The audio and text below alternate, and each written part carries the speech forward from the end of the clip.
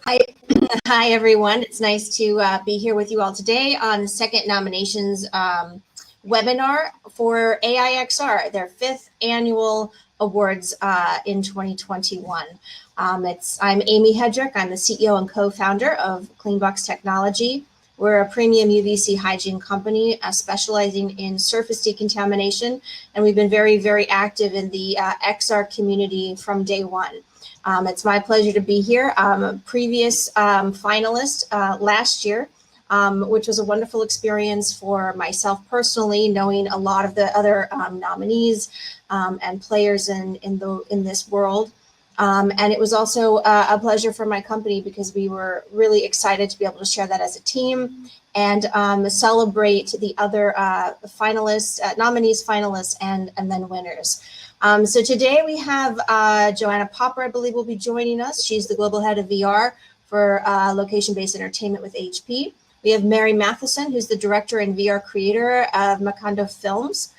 We have Russ Harding, who is on screen with me at the moment, who's the studio director for Maze Theory. You're also a judge and previous finalist. I believe that was Rising VR Company of the Year in 2019. Russ, and I know that we're here today to talk about the nomination process, the benefits of nominating, and some of the, how it impacts us as creators and entrepreneurs and business owners in the XR space. So that being said, I'd like to, first of all, point out a couple of things before I turn it over to Russ. We do have, if you go over to the poll, there's a live chat that's happening right now. There's the polls where we can, I encourage everyone to take a look, and that will help us too in terms of answering the questions that you guys have. And then also, if you're interested and you want to take the next steps in the nomination process, if you go and click on handouts, which is right next to the polls category on the right-hand side of your screen, you can download the VR Awards entry kit. So again, there's a live chat, polls for kind of helping us determine the direction of today's chat session, and then the handouts for understanding how to nominate. And with all of that said, Russ, I'd like to turn it over to you. I'm hoping you can tell us a little bit about how being nominated and a finalist impacted you personally and your business, and some of the highlights of the process. Yeah, sure. I suppose start off was the reason why we wanted to do it. I think we were a brand new studio back in 2019. We were just establishing ourselves, and for us, I think the main focus was really to give ourselves a presence in the VR community. Sure. And really connect with other people that are also in that community. Like the XR community is very open and very into sharing knowledge. And also, as you're growing a studio, we felt it would be really good for us to raise our profile, get our name out there as Maze Theory, let people know what we're doing. And we felt that the process of sort of like nominating ourselves for Rising Star would do that, and it did give us lots of opportunities along the way. Yeah. So I guess I'm looking over at the polls right now. What are the main reasons for nominating? And I see a lot of people are so far answering. Publicity, prestige. I guess we're still getting some more of those answers in today. But going down, what would we like to hear about more today? How to make your nomination stand out in the nomination process. So maybe, Russ, if you don't mind, I know we're going back in time all the way back to 2019 before the world changed significantly and we stopped seeing each other in person. Maybe you could talk a little bit about what you submitted in terms of content, because I think that's very, very useful. And then the type of, you were nominated for Rising VR Company of the Year. Why you were in that category? Yeah, so the type of content we provided, so we gave a company prospectus that clearly laid out our goals as a company, gave some indications of our trajectory and our ambition. So it's a very short PowerPoint presentation, sort of the top tier sort of thing that you might give to an investor without getting too far into the sort of like financial details. We also provided, because we create VR experiences, We gave background on the games we were making, and we provided videos and screenshots of the content we were making, so we could, even though that content wasn't released, we could at least give the impression of the content that we were building and the kind of level quality we were aiming at. So for us, it's really trying to give people, I suppose, that we weren't necessarily going to interact with on a one-to-one basis, a profile of ourselves and to get a feel for Maze as a company and our sort of attitude. What kind of content did you focus on in terms of featuring? We're fortunate because we're a very visual business, so obviously a lot of our game products had video trailers and materials. We had a very strong visual presentation on the company that clearly gave an idea of our roadmap, who was involved in the company. Mm-hmm. A number of screenshots and a bit of documentation around the products and their roadmap. Hmm. And do you? So a bit across media, really. Material. Thank you for sharing that. Is there anything else you'd like to share just about any of the projects? And of course, I kind of am personally curious to see how you've grown since 2019. Is there anything there that you'd like to share with us right now? Yeah, I think a big sort of drive for us was to increase our profile, because apart from just getting our name out there as a studio from a content point of view, we also wanted to do it from a recruitment point of view, because it's really important that people feel that they're coming into an established business. And obviously being a part of the VR Awards gets your name out there, and certainly being a nominee sort of endorses you as such as a business, and it really helps draw people in. So I suppose back then we were a studio of 9 people. We're now 38, so we've grown quite significantly over that time, and we're still very much engaged with various events that have been held as an organisation. And the types of products, we've released 3 games. So we've released Doctor Who, The Edge of Time, which is a VR title. And actually at the time, just before launch, during the VR Awards, we did have the opportunity to showcase our game at the awards, which was a nice preview for all of the those that were attending at the time in the physical world. And also gave us some great publicity off the back of that. Do you think that the nomination actually helped you in your recruiting process?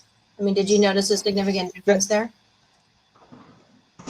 It definitely helped establish us as a name. And I think when you're recruiting in, I think when you're looking for sort of like to try and get in the best talent, they definitely look around to see what you've been involved with, what organisations you're associated with, who you are. And I think it definitely directly helps recruit people in, for sure.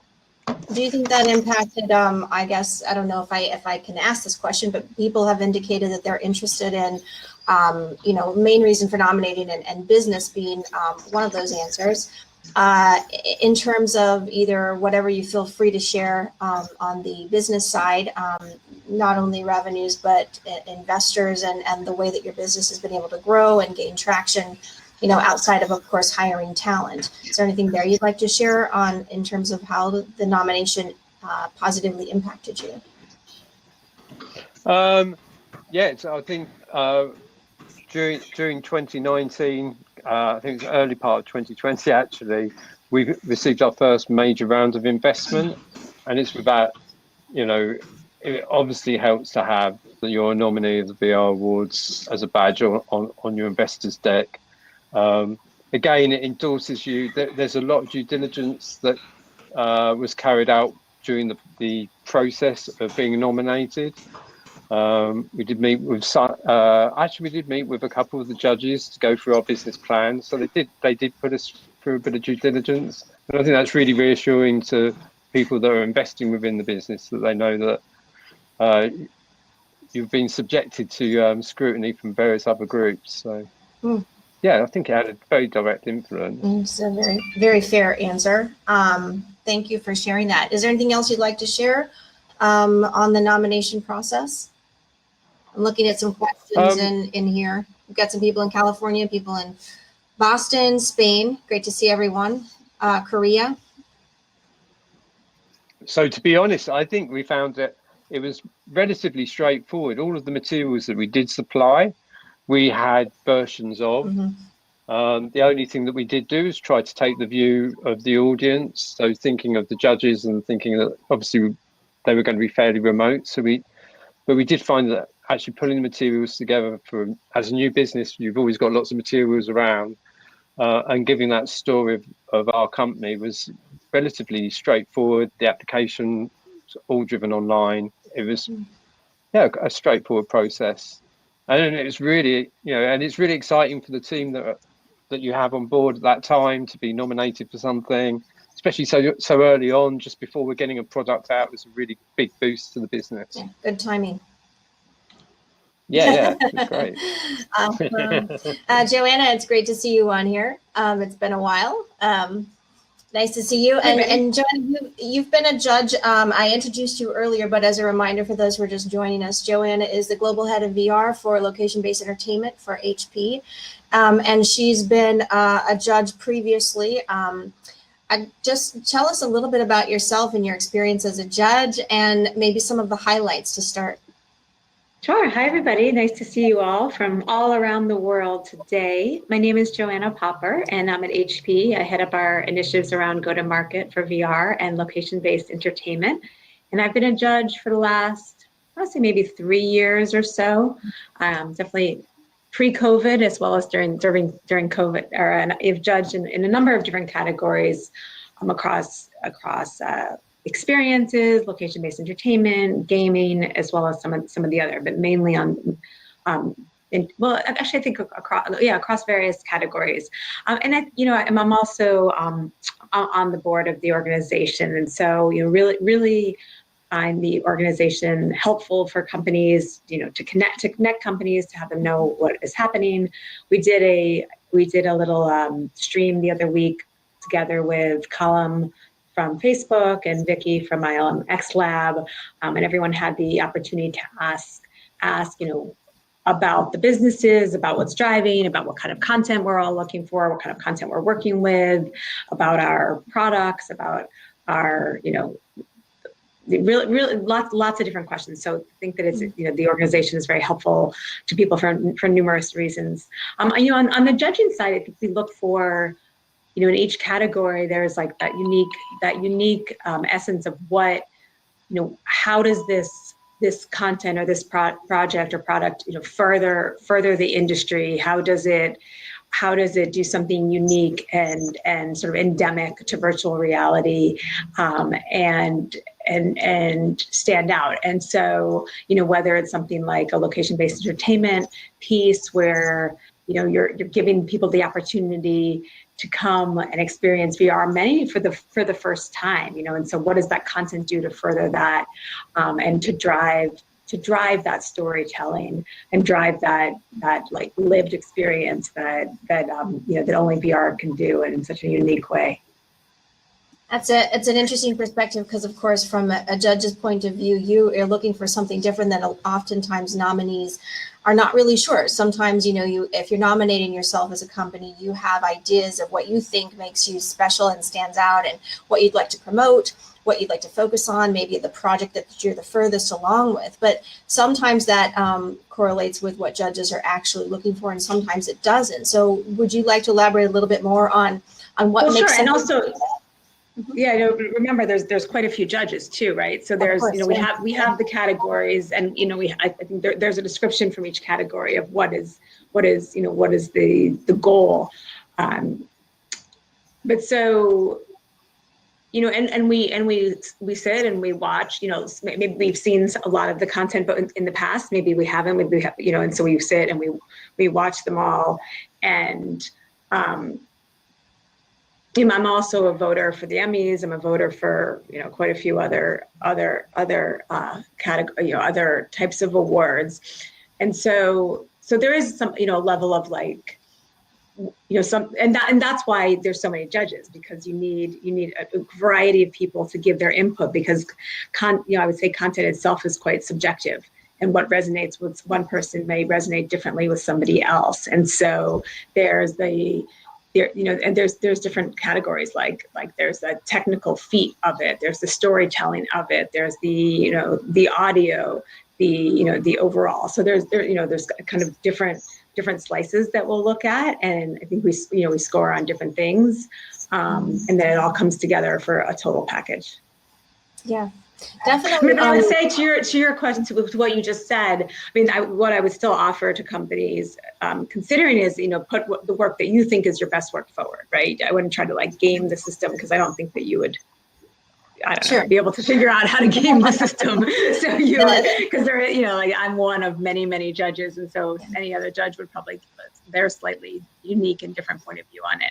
So I would say, put forward the work that you're the most proud of, that you are most excited about that year and want to share for the world. That's a very good point, because you bring up the fact that I mean I think that there's benefit for not only winning, but of course the nomination process, and even being a finalist. I mean, I can speak for myself briefly as a previous finalist for Innovative Company of the Year. I mean, what Cleanbox does is very, very different. We're hardware, but we're not headsets. We're not HMDs. We're not a content creation company. So for me, even with our company of some of the products that were frequently being used and some of the new innovation coming out, it gave me and the company a greater opportunity to see what else was going on, to be able to I guess have the excuse, if you will, of saying, well, I really need to see all these really amazing projects in VR, because I like to see other companies and where they're being innovative and where the new ideas are coming in.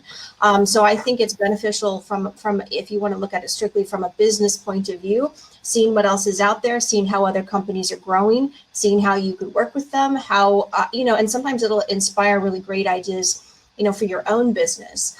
So from my point of view, of course, there's no way to really game the system, is there, if you have a multitude of judges and you have public feedback. But it does give you an opportunity to have your clients as well, and your other partners and your friends engage in the entire process. Mary, it's nice to see you. Tell us a little bit about yourself. I know I've already introduced you before, so I'll let you talk a little bit about yourself as a judge, and also what you're working on. Thank you. Yeah, so I'm Mary Matheson. I'm an immersive director.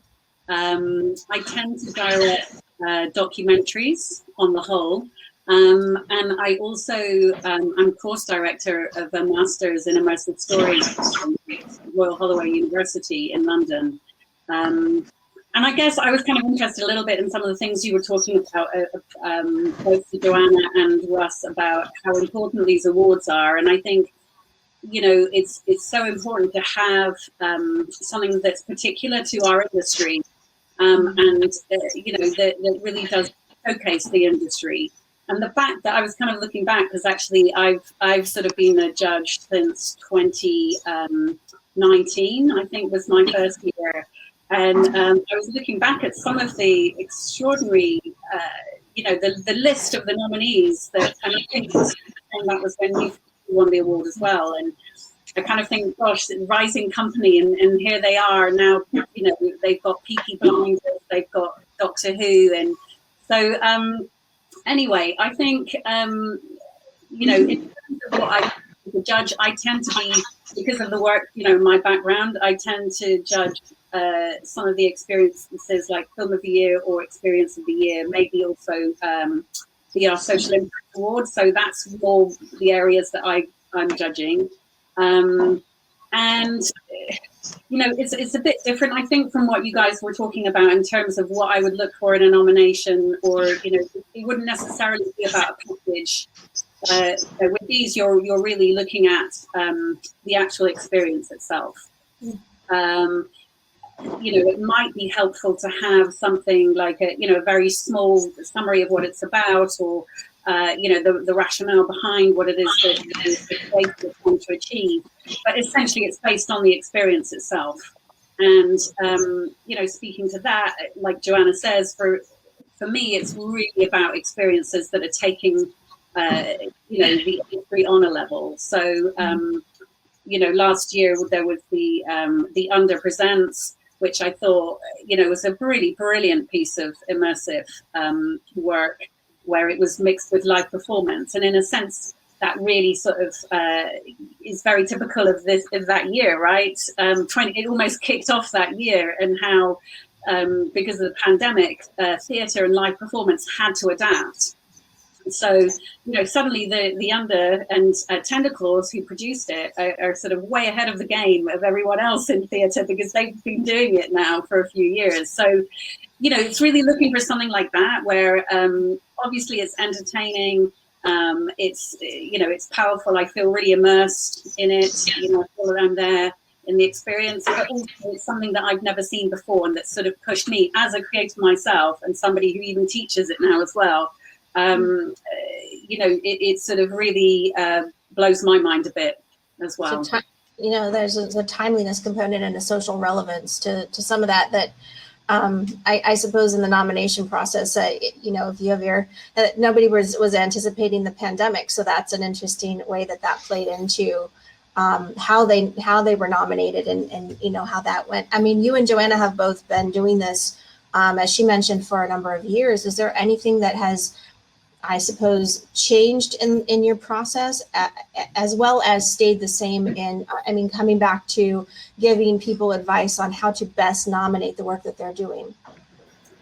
Obviously things changed a little bit last year when it came to viewing. So I remember probably the first year I went, I had to go in a couple of days to watch everything. I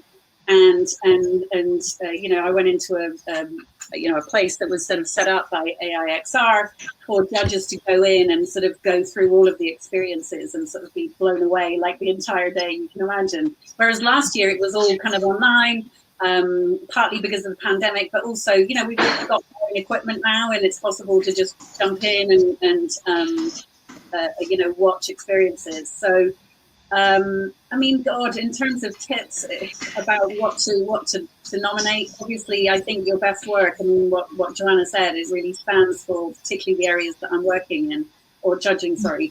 And I would just, probably the pieces where you feel that you've really pushed the boundaries, whether that's in storytelling or whether it's in the technology that you're using and the techniques that you've used. But ultimately, it's going to be the same. I'm going to be looking for the same thing, which will be: am I completely immersed in this story? Do I feel that I'm there? Do I have agency when I'm in the story? And what is it? What's it for me that I might not have felt before? That's what I would be looking for. So I'm looking at the polls that we have going on over here, and we still are getting additional people to answer. I just want to remind everybody that even though we can only see 3 people at once, I believe we're all still here. So Joanna is here as well in the background. If you have questions specifically for anybody that you don't necessarily see on screen. So Russ, I have you on the screen with me again, and I'm going to go through some of these polls, if you don't mind, and put you on the spot. So I'm looking at the answers are still coming in on some of these polls. For those in the audience, if you haven't yet checked them out, please do. Under polls, we're looking at right now, what category are you most interested in? And there are a number of different options. But right now we've got a lot of answers on VR Experience of the Year. So do you want to talk a little bit about that, Russ, how you would look at that as a judge? And then Joanna, I know that you've looked at this category before. Maybe you can, want to mention something that stood out to you in the past. So what I think as a judge, I suppose it's everything that's been said before. It's always about the best work. And I will say that people have been, is amazing, the level of creativity within this sector. Every year there's something surprising. The quality of I suppose creative work, not just rendered work, but just the thought process behind it is always a bit mind-blowing, and it's probably the most fun day that you ever get to do. You spend all day experiencing the games in VR or the experiences in VR, and I think it is a case of putting your best work forward. The things I really look for is as a user, as a almost as a newbie to the experience, is like, how do I get drawn in? How do I engage? How easy is it for me to engage with the experience? What's the journey through it? What's the narrative? Is it the mechanic? Is there a really, really smart mechanic in the experience itself that drives it forward? Is it something I've never really felt before? And does it feel really intuitive? And has it made me think differently? They're all the things that the judges will be thinking, like, what does this bring? And I think, especially as there's so many people within the industry, it's really exciting to just see new work. And I expect everyone's busy. So for us as judges, we really do. I think everyone meets the work with enthusiasm. So I think sometimes it really helps with in some of the other categories to have a bit more of a description behind the work. And if it's really, really hard to get across, a video really, really helps set out the scene for the work, particularly in some of the more industrial or the categories as well. But I judge on the BAFTA panels as well. But I think what's really interesting about the VR Awards is its focus on an immersive technology, and it really doesn't get a voice elsewhere in the same way. And you really don't get this range of expertise, and there are so many people on the VR Awards panels that bring different points of view. That I think you get really good analysis of your work. Joanna, could I ask you a question just on, I'm looking at more categories you're most interested in. And I'll go to the second set of questions. One of them is VR Healthcare of the Year. And when you look at healthcare, I mean, it's a different type of content, right? But the engagement is, of course, immersive. How would you judge that differently than, say, some other category? Sure.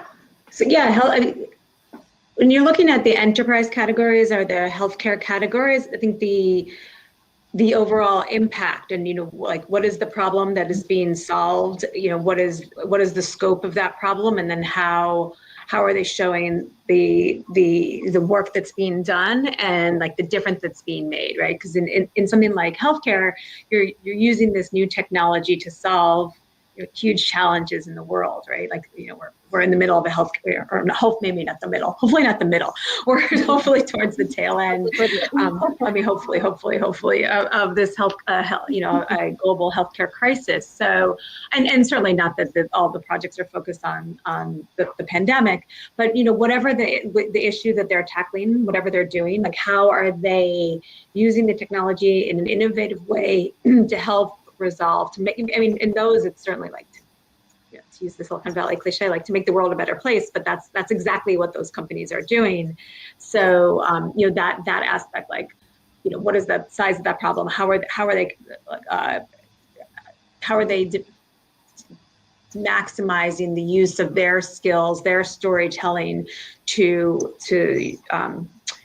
address that issue? So that I would look at it like that around healthcare, around enterprise too, which is certainly different than it's something like the experience of the year or location-based entertainment of the year, which you're looking to give people adventure or exhilaration or thrill or pleasure or connect with their friends and family. So it's kind of a different driver, a different use case. Yeah, certainly. I guess maybe Mary, I can direct this to you. But there's a question from Leah specifically about what I just said. So does it need to have international impact? No. I mean, I just gave the example of COVID because what we're all living right now. But no, it would be, what's the impact you're having in the issue that you're addressing? So if your issue is a specific to whatever locality or that you're focused on, it's how you're meeting the mission of your company, or how you're meeting the mission of the product, is from my point of view. Yeah, I would agree with that. Mary, well, just on that note, actually, to continue on healthcare, that's a specific, they're addressing specific problems with a specific answer or a specific approach to an answer, but a broader category that has, I guess we're still waiting on more of the audience to poll here, but right now it has the most answers, is Innovative VR Company of the Year. And of course, that's a broader category that could be any of these companies. How would you look at that in terms of judging what you would choose as the most innovative of the year? Yeah, I mean, I guess with this as well, I would be looking at a whole package, rather than, so before I was sort of talking about, experience of the year, film of the year, where really essentially you're looking at that piece of VR. Yeah. With this, there would be much more of a package that we would be looking at.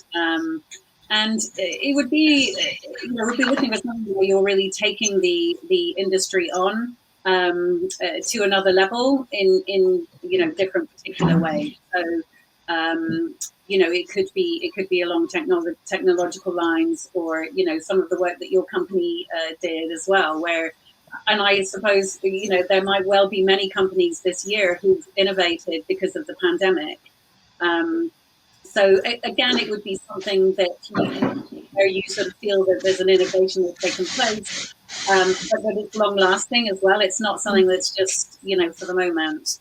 So, is there some sort of innovation that your company has introduced that actually is going to change the course of the industry in one particular area? So it could be in filming, or it could be a narrative. It could be with a piece of technology. So it can be any of the things. I'd be very curious to see, how people nominate their own companies this year, because I know a lot of companies have pivoted either in their content focus or their business focus, their audience focus. And so I'm very curious to see how that particular award will be approached this year. Russ, what are your thoughts on that?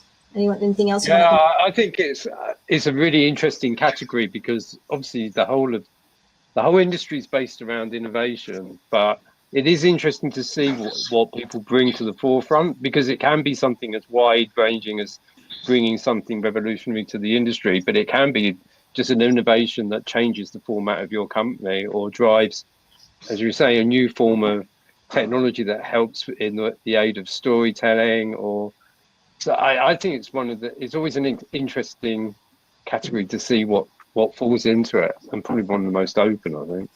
Yeah, I think so. That's of course the category that we've been, working and looking at previously. But it's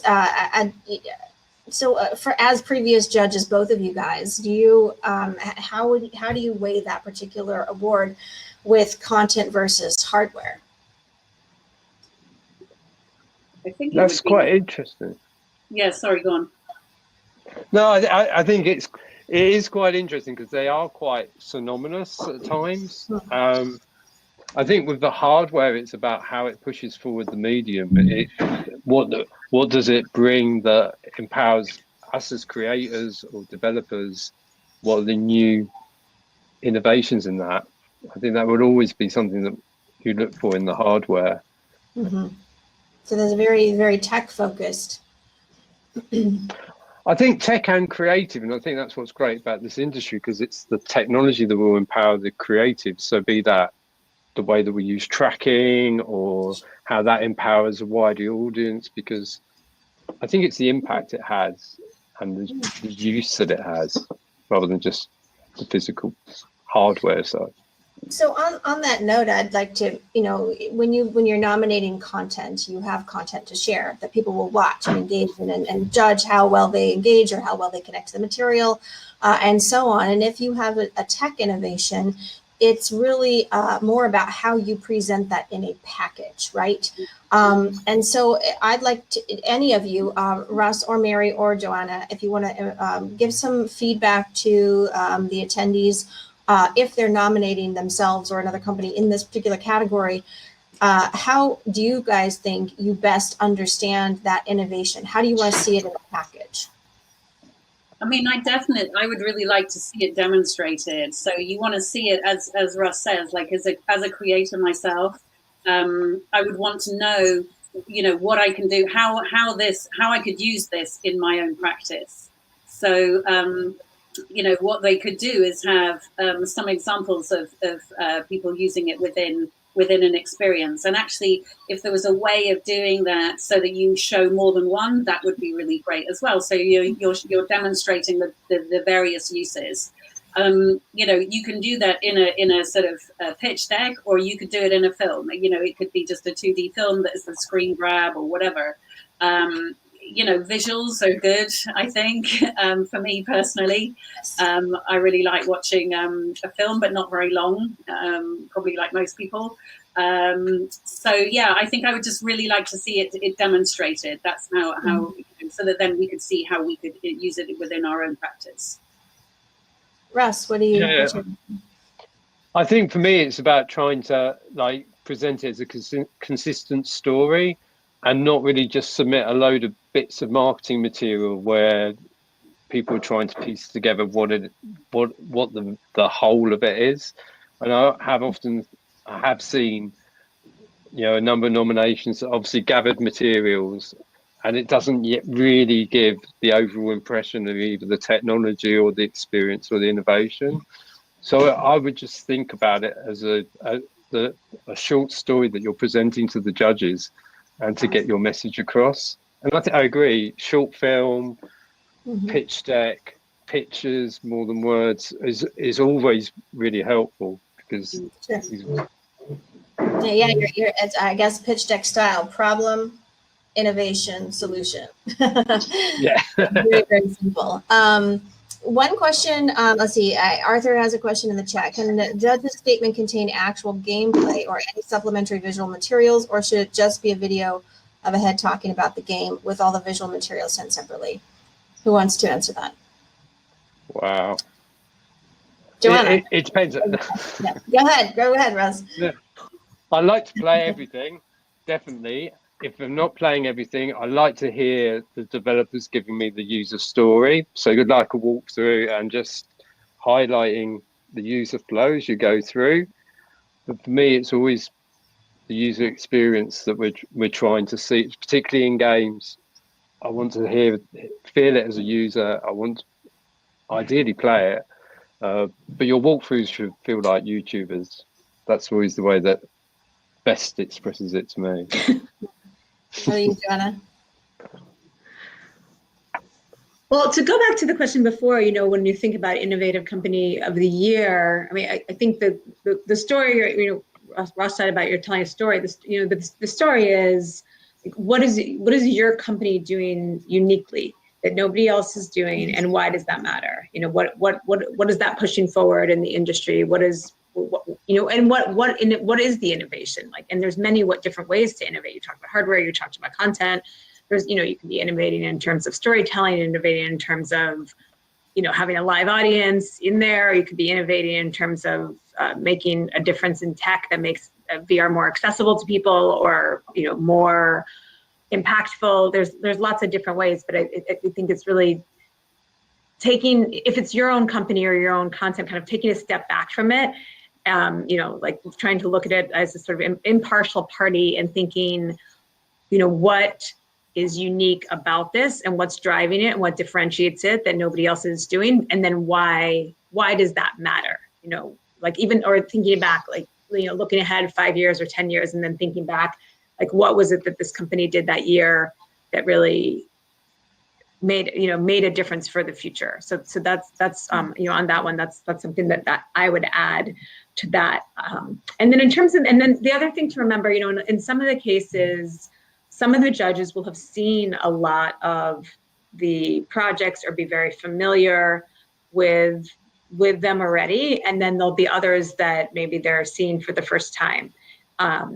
And so thinking about it from that point of view, that you prepare, I'd say prepare the package as if everyone's seeing it for the first time. And so, what are the elements that can make them come into that world and understand it the best? What's special about it? And, it is immersive. So there's nothing you can't compare with having, going into the actual experience and being there. It's hard, if that's not possibility or that's not available, I would say it probably makes it a little harder. Sure. Yeah.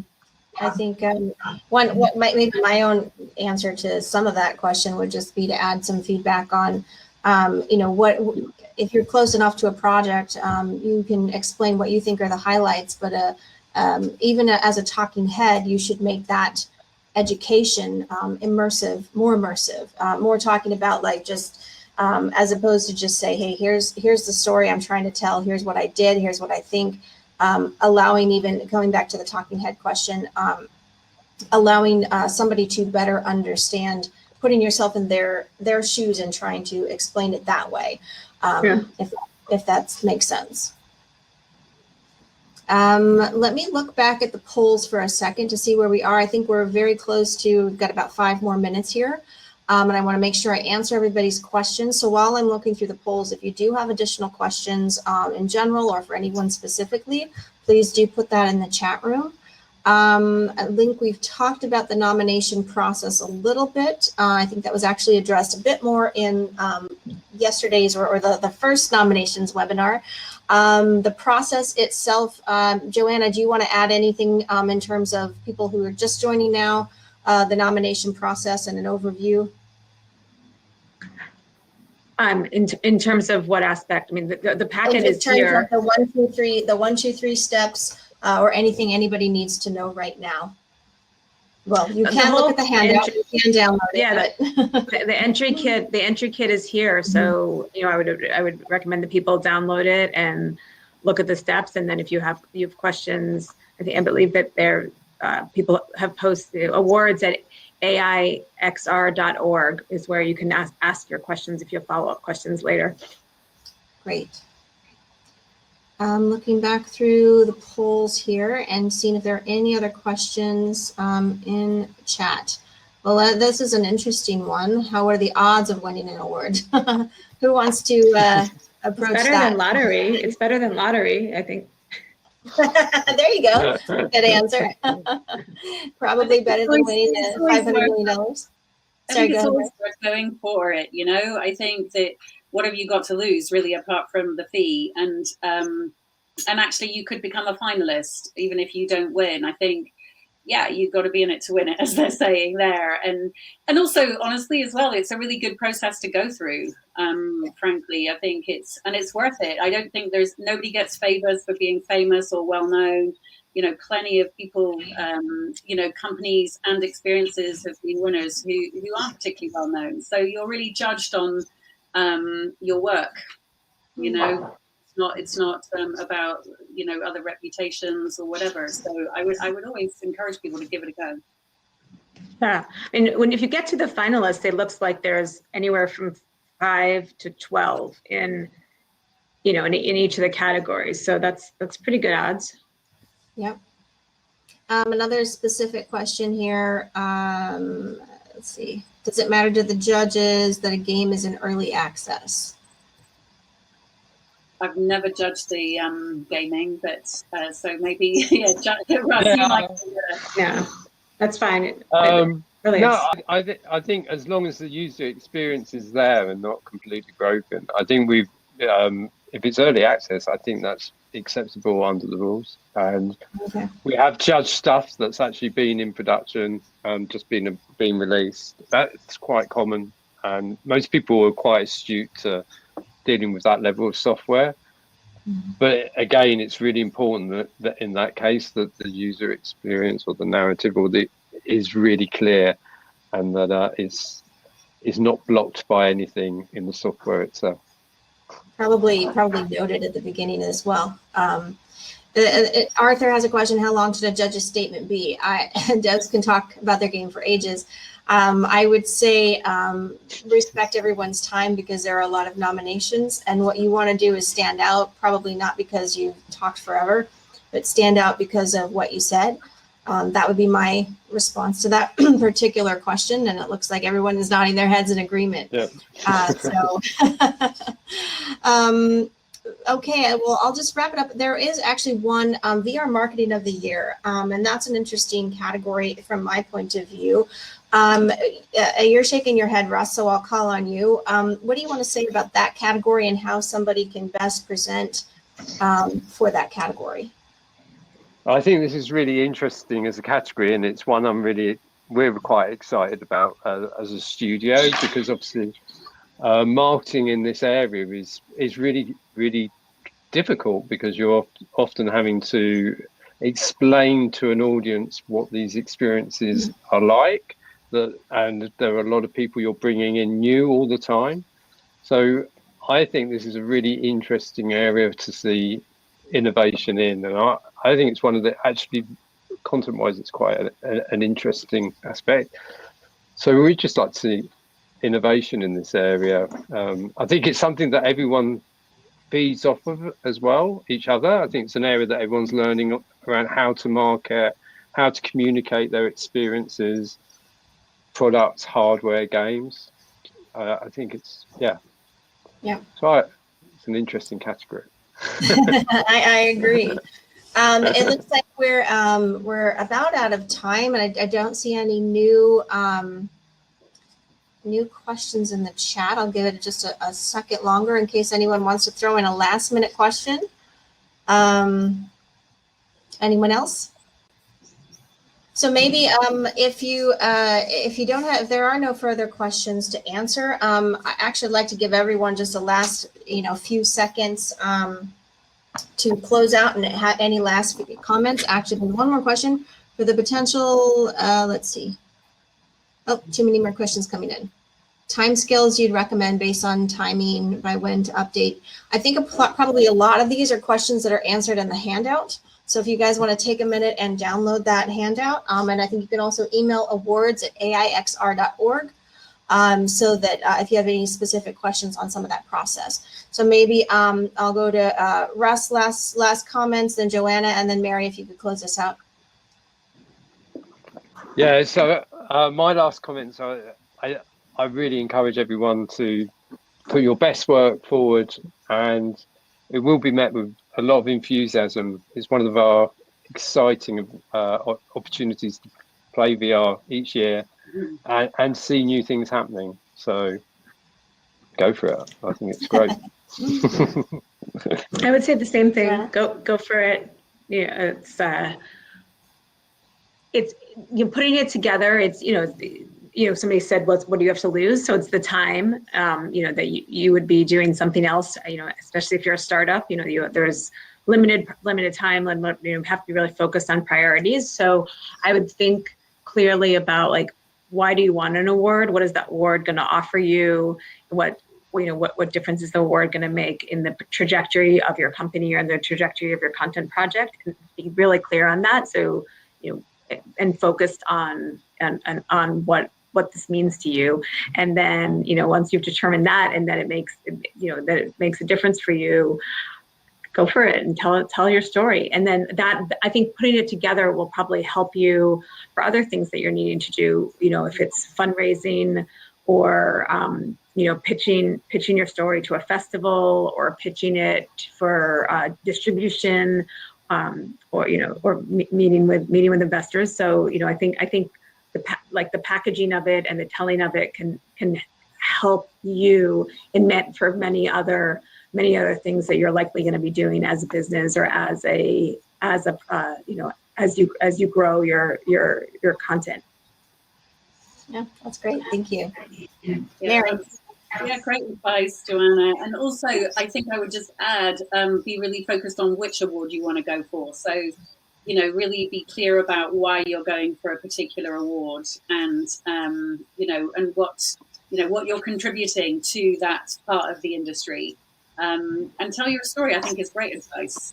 I think that's really the best way of conveying what it is that you're trying to do. It's the story, isn't it? And why you've produced either this piece of hardware, or why you've set up this company, or what why you've created this experience. So. And of course, we would say go for it, absolutely. And if you become a finalist, it's a really amazing place to sort of get to meet other people, who've been nominated to that level. Is really a real achievement. So it's definitely worth doing.